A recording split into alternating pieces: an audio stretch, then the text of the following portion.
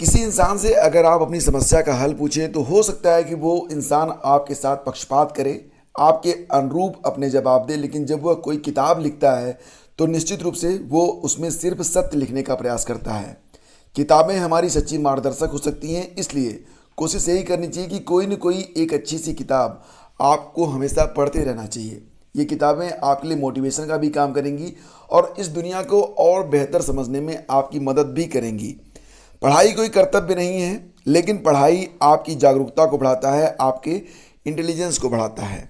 तो जानने के लिए पढ़ो और जागने के लिए पढ़ो। नमस्कार दोस्तों, स्वागत है आप सभी का स्टडी विद ज्ञान प्रकाश में। आज की तारीख 8 जुलाई है। सबसे पहले बात करते हैं आने वाली भर्ती एलटी गेट के बारे में। जैसा कि आप लोगों ने पूछा है कि एलटी गेट परीक्षा, जैसा कि आप लोग जान रहे हैं कि एलटी गेट परीक्षा अब 2 चरणों में होगी। पहले प्री की परीक्षा होगी, उसके बाद मेंस की परीक्षा होगी। तो परीक्षा का पैटर्न क्या होगा, कितने क्वेश्चन पेपर होंगे, क्वेश्चन पेपर की प्रकृति क्या होगी, इसी के बारे में एक शॉर्ट डिस्कशन मैं आपके सामने रख रहा हूँ। देखिए फ्रेंड्स, ये तो बिल्कुल तय है कि जो प्री की परीक्षा होगी उसमें मात्र एक पेपर रहेगा और ये पेपर जैसा कि आपने दिया था 2018 में, बिल्कुल उसी प्रकार से होगा। और इसमें जीएस के प्रश्न होंगे और आपके विषय से संबंधित प्रश्न होंगे। तो आपको 2 खंड हल करना होगा, जीएस का प्रश्न और आपके विषय से जुड़े हुए प्रश्नों का उत्तर आपको देना पड़ेगा। और इसके बाद फिर होगी मुख्य परीक्षा। जो लोग प्री परीक्षा से मुख्य परीक्षा के लिए जाएंगे उनको 2 पेपर देना पड़ सकता है। देखिए, ये जो बात मैं आपको बता रहा हूँ ये संभावित है और निश्चित रूप से यही होगा, ये भी आप मानिए, लेकिन अभी तक ऑफिशियली तो डिक्लेयर नहीं किया गया है। जो बातें मैं यहाँ पर आपको बता रहा हूँ वो एक अनुमान पर आधारित है। पहले मैं आपको स्पष्ट कर देता हूँ।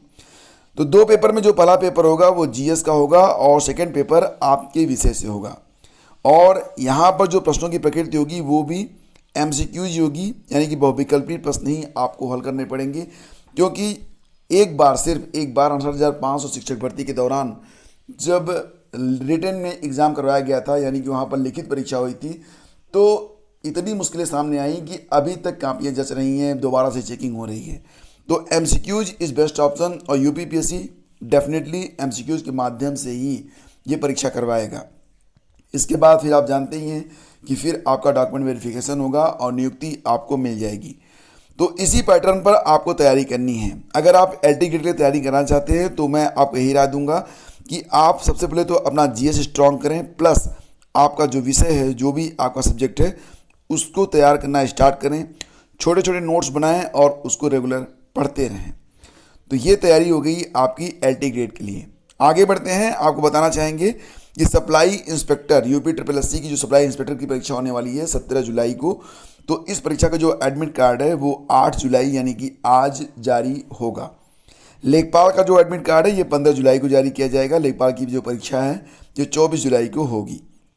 तो आप लोग जो अपनी तैयारी है उसमें लगे रहें और तैयारी में बिल्कुल भी कोताही ना बरतें, क्योंकि एक बार वक्त गया तो फिर लौट कर नहीं आएगा। और आप लोग जानते ही हैं कि अगर मंजिल आपको प्राप्त करनी है तो जो रास्ते हैं उसके अलावा कोई विकल्प नहीं है और रास्ता एक ही है कि स्टडी करते रहें। और देखिए, उत्तर प्रदेश में होमगार्ड की भी भर्ती आने वाली है। तो जो लोग होमगार्ड भर्ती के लिए काफ़ी दिनों से वेट कर रहे हैं उनके लिए ये एक अच्छी न्यूज हो सकती है। तो देखिए, यहाँ पर प्रदेश के होमगार्ड्स एवं जेल राज्य मंत्री स्वतंत्र प्रभार धर्मवीर प्रजापति ने कहा कि विभाग में रिक्त पदों में महिला और पुरुष होमगार्ड जवानों की भर्ती प्रक्रिया शीघ्र ही स्टार्ट की जाएगी। 100 दिवसीय कार्ययोजना के तहत अपने दोनों विभागों की उपलब्धियों पर पत्रकारों से उन्होंने बातचीत की है। होमगार्ड के मास्टर रोल अब ऑनलाइन बन रहे हैं, जिससे मानवीय हस्तक्षेप समाप्त हो जाएगा। तो आने वाले दिनों में आपको होमगार्ड भर्ती का नोटिफिकेशन मिलेगा। इस बात की घोषणा जो है प्रदेश के होमगार्ड और जेल राज्य मंत्री ने कर दी है। तो बस बिल्कुल आप लोगों को तैयार रहना चाहिए, जो लोग होमगार्ड की भर्ती का इंतजार कर रहे थे। ये खबर आपके लिए काफ़ी इंपॉर्टेंट हो सकती है। आइए देखते हैं। एसएससी इस साल अगस्त से लेकर अगले साल मई तक 15 भर्ती परीक्षाएं आयोजित करवाएगा और इनमें सर्वाधिक 4 भर्ती परीक्षाएं अक्टूबर में होंगी। आयोग ने अभ्यर्थियों की सहूलियत को ध्यान में रखते हुए 2022-23 में होने वाली भर्ती परीक्षाओं का कैलेंडर जारी किया है। कैलेंडर में भर्ती के लिए आवेदन से लेकर परीक्षा के संभावित माह की जानकारी दी गई है। तो आज जारी होगा 2 भर्तियों का नोटिफिकेशन। कैलेंडर के मुताबिक 8 जुलाई को 2 भर्तियों का नोटिफिकेशन जारी किया जाएगा। तो देखिए जब भर्ती नोटिफिकेशन जारी हो जाएगा तो इसके बारे में तुरंत मैं आपको यहीं पर सूचित करूंगा। तो पहली दिल्ली पुलिस में कांस्टेबल ड्राइवर और दूसरी दिल्ली पुलिस में हेड कांस्टेबल। तो यहाँ पर देखिए जो दो भर्तियाँ आज जारी होने वाली हैं उसमें दिल्ली पुलिस में कांस्टेबल ड्राइवर और दूसरी भर्ती होगी दिल्ली पुलिस में हेड कांस्टेबल AWO TPO की है। दोनों भर्तियों के लिए 29 जुलाई तक आवेदन लिए जाएंगे। दोनों की परीक्षा अक्टूबर में होगी। दिल्ली पुलिस में हेड कांस्टेबल मिनिस्ट्रियल के लिए आवेदन की प्रक्रिया पूरी हो चुकी है, इसकी परीक्षा अक्टूबर में होगी। Junior Hindi translator, junior translator तथा सीनियर हिंदी ट्रांसलेटर भर्ती 2022 के लिए आवेदन 20 जुलाई से शुरू होगा। 4 अगस्त तक आवेदन लिया जाएगा, परीक्षा अक्टूबर में होगी। तो अक्टूबर जो है काफ़ी बिजी महीना हो सकता है। SSC 3 भर्ती परीक्षाएं नवंबर में आयोजित करेगा। दिल्ली पुलिस और सेंट्रल आर्म्ड पुलिस फोर्स यानी कि CAPF में सब इंस्पेक्टर के रिक्त पदों की भर्ती के लिए आवेदन 10 अगस्त से स्टार्ट होंगे। अंतिम तिथि 30 अगस्त होगी। Junior engineer civil mechanical electrical भर्ती 2022 के लिए आवेदन 12 से 2 सितंबर तक लिए जाएंगे, जबकि stenographer grade C and D भर्ती 2022 के लिए 20 अगस्त से आवेदन स्टार्ट होगा। 5 सितंबर लास्ट डेट रहेगी।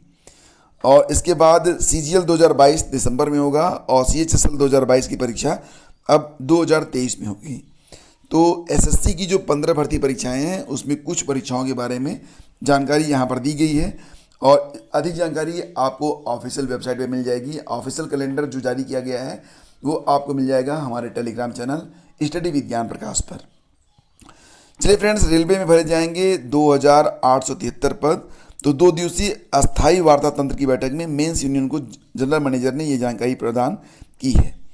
तो खबर आ रही है कि उत्तर मध्य रेलवे मुख्यालय रेलवे मेंस यूनियन के साथ 2 दिवसीय अस्थायी वार्ता तंत्र PNM की बैठक में GM NCR प्रमोद कुमार ने कहा कि जोन में 2873 पदों में भर्ती के लिए नोटिफिकेशन जारी किया गया है और इस दौरान GM ने उत्तर मध्य रेलवे की कई अन्य उपलब्धियां भी यूनियन नेताओं से साझा की है।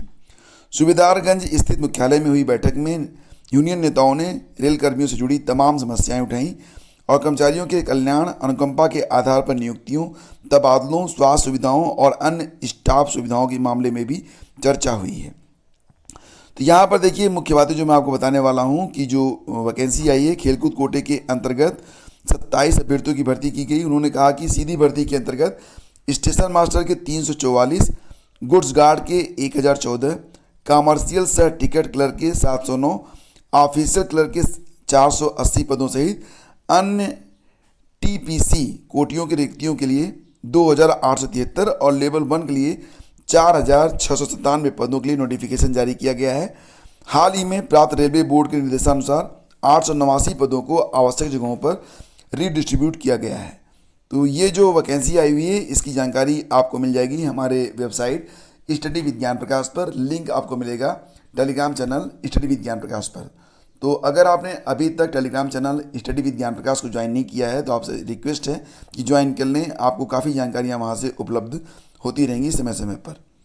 देखिए फ्रेंड्स, 69,000 शिक्षक भर्ती में आरक्षण की गड़बड़ी को दूर करते हुए आरक्षित वर्ग के 6800 चयनित अभ्यर्थी डिप्टी CM से मिले।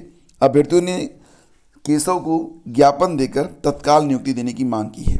69,000 शिक्षक भर्ती में आरक्षण विसंगति को दूर करते हुए आरक्षित वर्ग के 6800 चयनितों की सूची जनवरी में जारी की गई थी, लेकिन अभी तक उस पर कार्रवाई जो है नहीं हो पाई है। मामला कोर्ट में भी है, आपको पता ही है। और मैं अपनी ओर से 2 लाइन जोड़ता हूँ कि इस पर कार्रवाई करना इतना आसान भी नहीं है। क्यों? क्योंकि इस पर कोर्ट की टिप्पणी थी कि 69,000 शिक्षक भर्ती में जो 69,000 पद हैं उससे अधिक एक भी पदों को भरा नहीं जा सकता है। तो निश्चित रूप से ये जो भर्ती होगी वो एक टेढ़ी खीर होगी जब तक इस पर अदालत से सहमति नहीं मिलती है। और प्राइमरी शिक्षकों को अब मिलेगा कैशलेस इलाज, तो ये काफ़ी अच्छी खबर है। सरकारी प्राइमरी और जूनियर स्कूलों के शिक्षकों को कैशलेस इलाज की सुविधा दी जाएगी। इसके तहत 5 लाख रुपए तक का कैशलेस इलाज वे करा सकेंगे।